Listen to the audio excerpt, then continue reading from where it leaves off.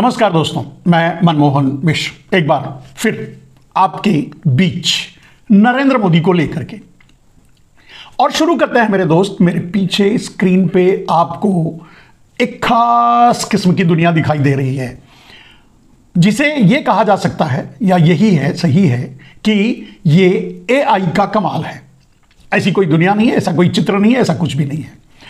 बात आज आगे एआई की ही होगी। कौन कितना बड़ा फेंकने वाला है, एआई या हमारे नरेंद्र मोदी? तो सोशल मीडिया में छाया हुआ है नरेंद्र मोदी का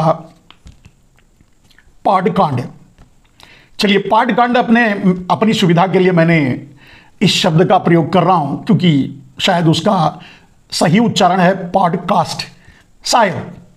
तो मैं अपनी सुविधा के लिए पाडकांड उसे कहना चाहता हूं। आपको भी आराम से समझ में आएगा, बार बार ये लेना पड़ेगा, आराम रहेगा। दूसरी बात, नरेंद्र मोदी और जिस आदमी के बीच ये पाडकांड हुआ है उसका भी नाम थोड़ा टेढ़ा है। उसका नाम है लक्स फ्रीडमैन। तो अब इतना लंबा चौड़ा और टेढ़ा बेढ़ा नाम लेने से अच्छा है कि उसका भी नाम मैंने शॉर्ट कर लिया है, लफंडर। तो एक लफंडर ने नरेंद्र मोदी के साथ बैठ करके पाडकांड किया, यानी तथाकथित, इसे इंटरव्यू तो नहीं कहेंगे लेकिन कह सकते हैं इंटरव्यू किया। इंटरव्यू से नहीं कहा जा सकता लेकिन कह लीजिए, चलिए ठीक है। तो किया एक लफंडर ने। लेकिन लफंडर ने जो भी सवाल नरेंद्र मोदी से पूछा, लफंडर ने ही उसका जवाब भी बता दिया कि मोदी जी आपको क्या कहना है। उदाहरण के लिए, जैसे मान लीजिए पुराना उनका एक इसी तरह का लफंडरिया पाडकांड की बात याद दिलाता हूं। एक अभिनेता हुआ करते थे, एक बड़े अभिनेता से यानी नरेंद्र मोदी से पूछ रहे थे कि आम को आप काट के खाते हैं या चूस के। यानी प्रश्न में ही उत्तर है। नरेंद्र मोदी को चूज करना है, चूज नहीं, चूज करना है, सेलेक्ट करना है कि कौन सा उत्तर देना है, काट के या चूस के। एक इस उदाहरण से आप इतना समझ जाएंगे कि जो ये पाडकांड हुआ लफंडर के साथ, उसमें शुरू से लेकर अंत तक बस इतना ही है। सुना जाता है कि वो लफंडर भाई फास्टिंग करके आए थे, मतलब व्रत रह करके आए थे, शुद्धिकरण करके। अब यह पता नहीं कि नरेंद्र मोदी भी व्रत रह करके ये पाडकांड में शामिल हुए थे या बिना व्रत के। अब ये तो मोदी बता सकते हैं। मोदी से तो उसने पूछा नहीं, अपना तो बता दिया कि मैं व्रत करके आया हूं। उनसे पूछा नहीं कि जी आप व्रत करके आए हैं कि नहीं। हां, रहे सवाल की बात। जितना भी सवाल इस लफंडर ने किया, आप इसे सोशल मीडिया में देख रहे होंगे, अलग अलग पत्रकारों के जरिए अलग अलग तरीके से आपके सामने रखा गया होगा। मेरा हमेशा अलग नजरिया होता है और जो भी मैं आपके सामने रखता हूं, बताता हूं, कहता हूं, वो मेरे अपने नजरिए से बोलता, बताता और कहता हूं। मेरा अपना नजरिया। अब मेरे अपने नजरिए का कोई महत्व तो नहीं है, लेकिन बात तो वही होती है जो सच होती है। अब उस सच को हर जगह हजम नहीं हो पाता, इसलिए मैं इसे अपना नजरिया स्वीकार कर लेता हूं, जिससे कोई मतलब ढोकरा ढोकरी ना करे। चलिए बात को आगे बढ़ाते हैं मेरे दोस्त। तो इस लफंडर ने इस पाडकांड में ऐसे ऐसे सवाल पूछे जिसका जवाब उस सवाल में ही निहित था।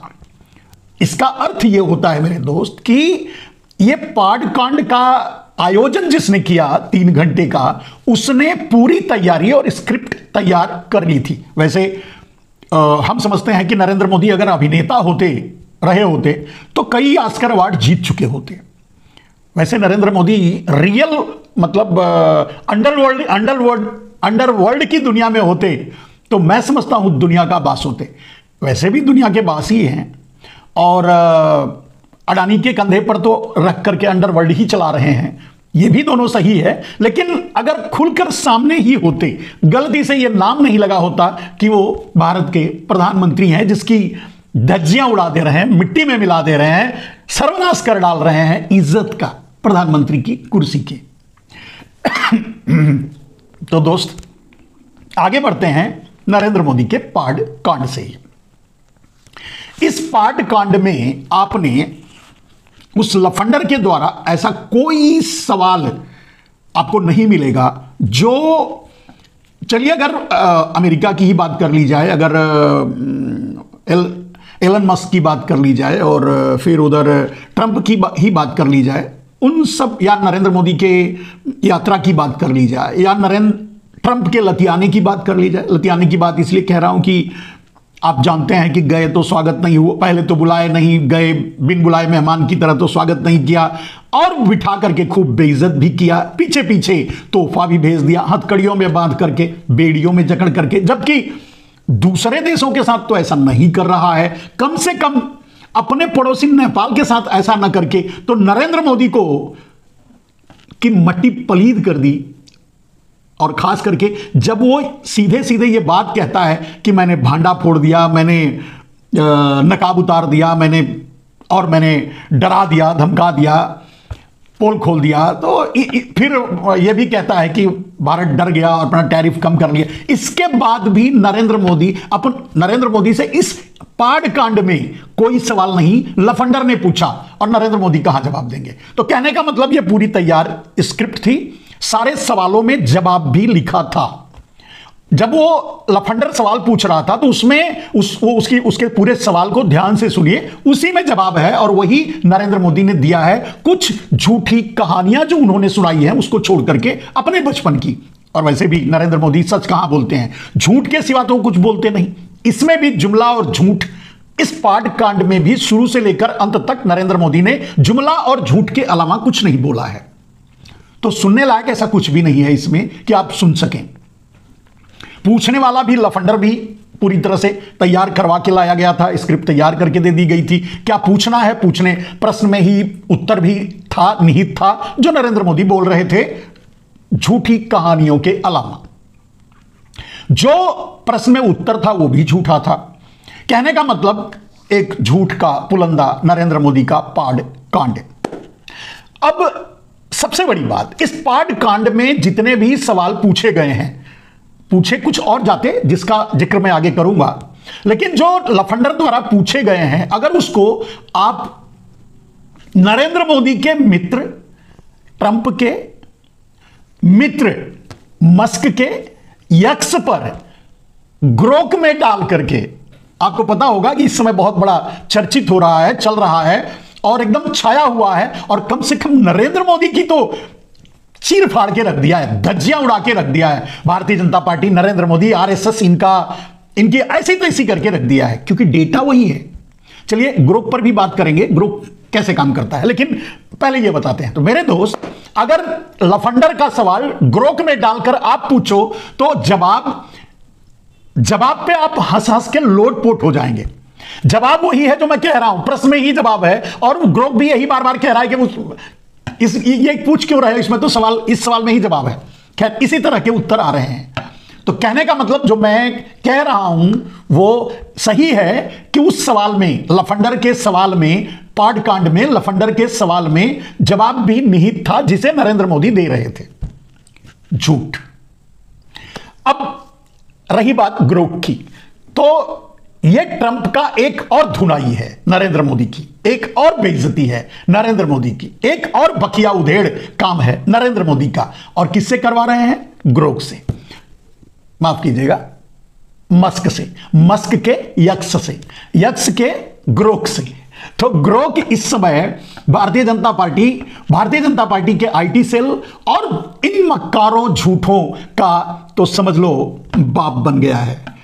ऐसी बखिया उधेड़ रहा है। आप कोई भी सवाल पूछ लो, आरएसएस के बारे में पूछ लो, जितना ये लोग झूठ फैलाए थे, झूठ तो डेटा में क्या है।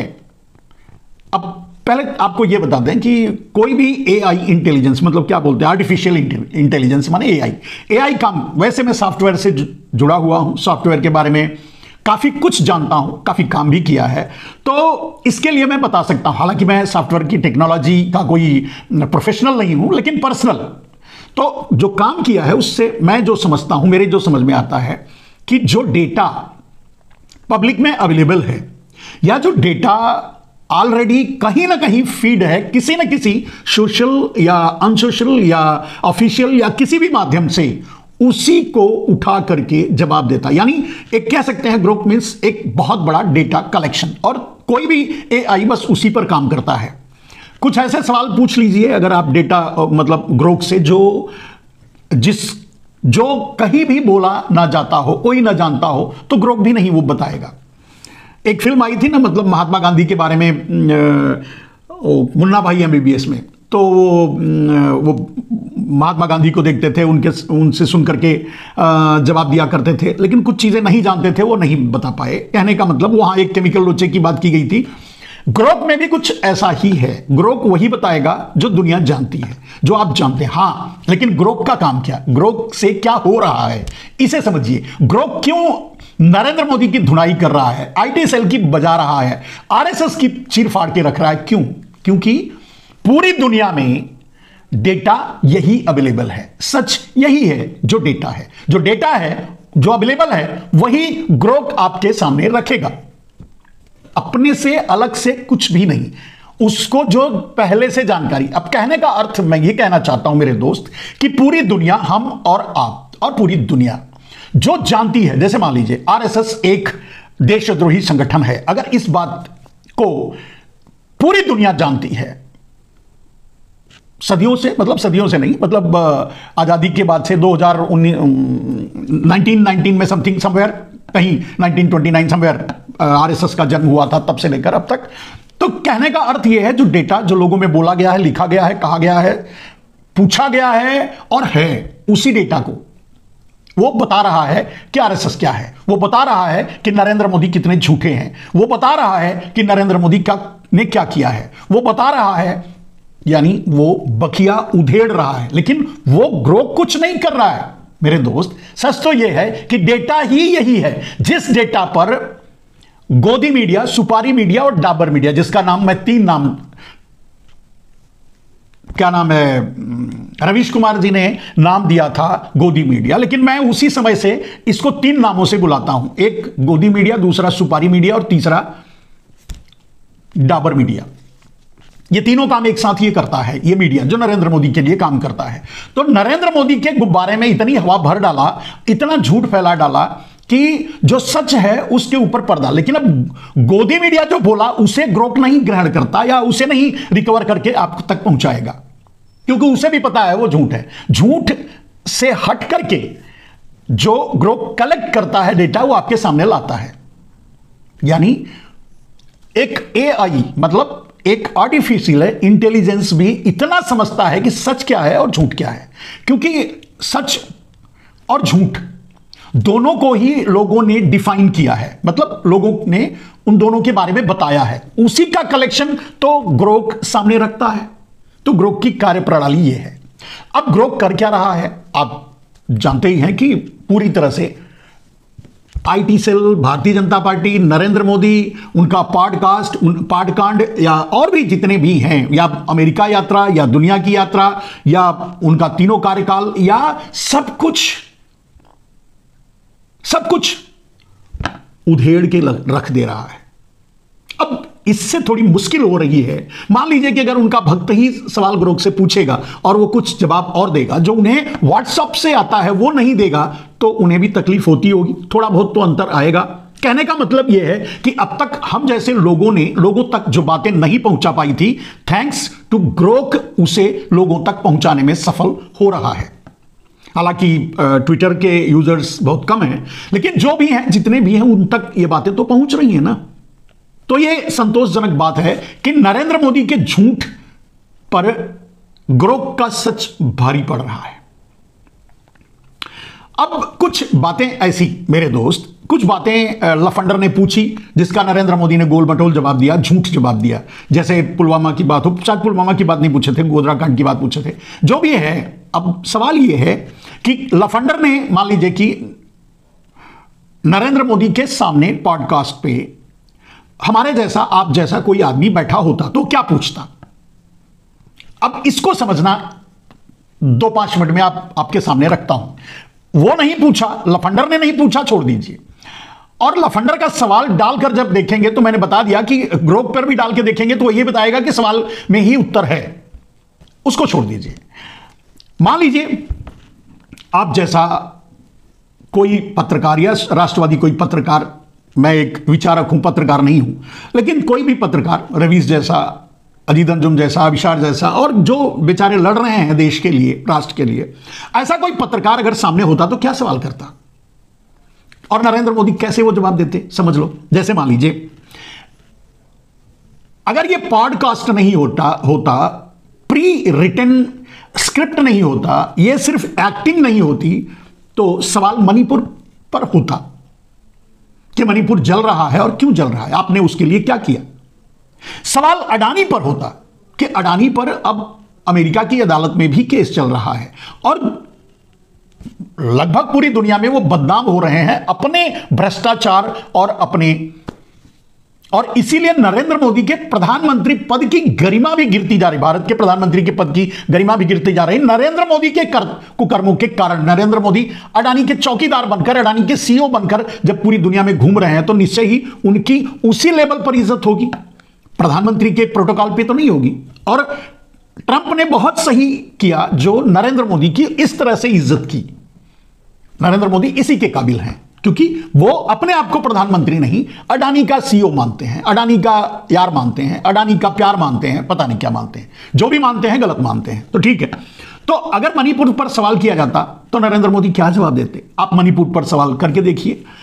मान लीजिए आप मोदी से ही मणिपुर पर सवाल कर रहे हैं तो करके डाल के ग्रुप में डाल के देख लीजिए। आगे ये बात बहुत प्रचलित होगी और ये बात हर आदमी डायलॉग्स में अपने बोलेगा। देखिए भाई, अगर मेरी बात समझ में नहीं आई है और अगर मेरी बात नहीं मानते हैं तो पढ़े लिखों में ये बात बहुत प्रचलित होगी, ये डायलॉग बोला जाएगा, ठीक है, ग्रोक से पूछ लीजिए। अब ये बात एलन मस्क के एक्स में ग्रोक यानी एलन मस्क ने नरेंद्र मोदी की बखिया उधेड़वादी उधेड़ दी, जो भी समझिए। तो एलन मस्क के एक्स ने मोदी की इतनी बड़ी हानि की है जितनी शायद भारत की पूरी जनता, भारत का पूरा सोशल मीडिया, पूरे देश के लोग, इंटेलेक्चुअल लोग, राष्ट्रवादी पत्रकार मिलकर नहीं कर पाते, विपक्ष पूरा मिलकर नहीं कर पाता, वो ग्रोक ने कर दिया है। चलिए कोई तो किया। तो मणिपुर के सवाल के जवाब पर नरेंद्र मोदी क्या देखते हैं आप पूछ कर देखिए। अडानी पर क्या बोलते आप पूछ कर देखिए। महंगाई पर क्या बोलते आप पूछ कर देखिए। ग्रोक से पूछ लीजिए कि मोदी क्या बोलते, क्या बताता है वो। बेरोजगारी पर नरेंद्र मोदी क्या बोलते, मेरी बात नहीं पता तो ग्रोक से पूछ लीजिए। मैं बोल रहा हूं यही डायलॉग प्रचलित होगा। गरीबी पर पूछ लीजिए, भ्रष्टाचार पर पूछ लीजिए, कम से कम 10 पेज का आपके पास आएगा नरेंद्र मोदी के पास जितने भी भ्रष्टाचारी हैं सबके कच्चे चिट्ठे के साथ। ग्रोक से पूछ लीजिए। मेरा विश्वास नहीं करते ना तो ग्रोक से पूछ लीजिए। यह डायलॉग अब हर आदमी बोलेगा मेरे दोस्त। और दूसरी बात, मान लीजिए नरेंद्र मोदी से यह पूछा जाता, ग्रोक से भी पूछकर आप देख लीजिए कि गोधरा कांड, जिसको उन्होंने एक घटना बताई, गोधरा कांड इज प्री प्लान्ड कंस्पिरेसी थी नरेंद्र मोदी की, क्योंकि 6 महीने पहले वो मुख्यमंत्री बन के गए थे भूकंप में। कोई बहुत कुछ करने के लिए बचा नहीं था नहीं, कर नहीं पाए थे, उन्हें फिर से मुख्यमंत्री बनना था। यह सारा काम नरेंद्र मोदी ने अमेरिका और सीआईए की मदद से ही की है। यह निश्चित है नरेंद्र मोदी अमेरिका के ट्रेंड और अमेरिका और चीन के ट्रेंड आदमी हैं, यह भी सही है।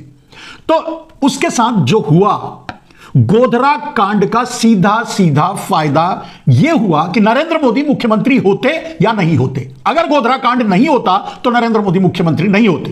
गोधरा कांड हुआ तो नरेंद्र मोदी मुख्यमंत्री हुए।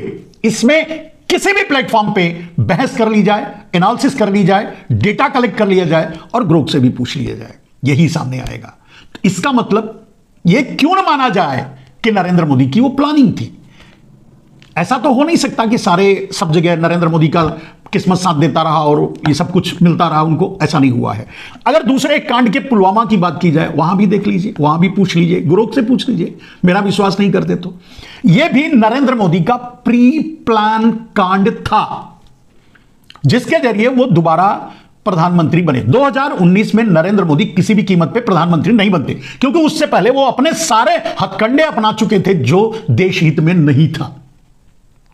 काला धन गायब कर चुके थे, जो करना था देश की ऐसी तैसी जितनी करनी थी कर चुके थे, नहीं होना था, नहीं होता, नहीं बनते प्रधानमंत्री। लेकिन एक कांड, पुलवामा कांड के जरिए नरेंद्र मोदी फिर से प्रधानमंत्री बन गए।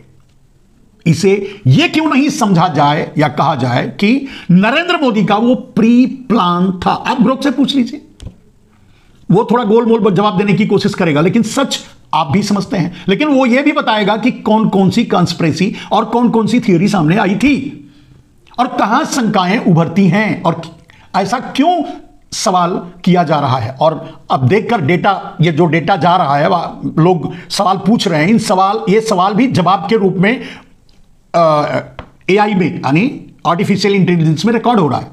अब वो जो आगे जो जवाब आएंगे, आप आश्चर्यचकित रह जाएंगे। चलिए, तो सिर्फ ये घटना नहीं है, आरएसएस और नरेंद्र मोदी का इतिहास खुली है। और जब जब इन्होंने इस तरह के कांड किए हैं, जैसे मान लीजिए शायद मेरे ख्याल से 1991 में या 1991 जो पीरियड था जिसमें बीपी सिंह प्रधानमंत्री थे, पंडितों का पलायन, उनके ऊपर जुर्म, उनके ऊपर अत्याचार जो हुआ है उसी पीरियड में हुआ है। और वो उस कांड के कारण भारतीय जनता पार्टी की सीटें बढ़ी है जब बीपी सिंह की सरकार गिर गई और फिर चुनाव हुआ, डबल हो गए।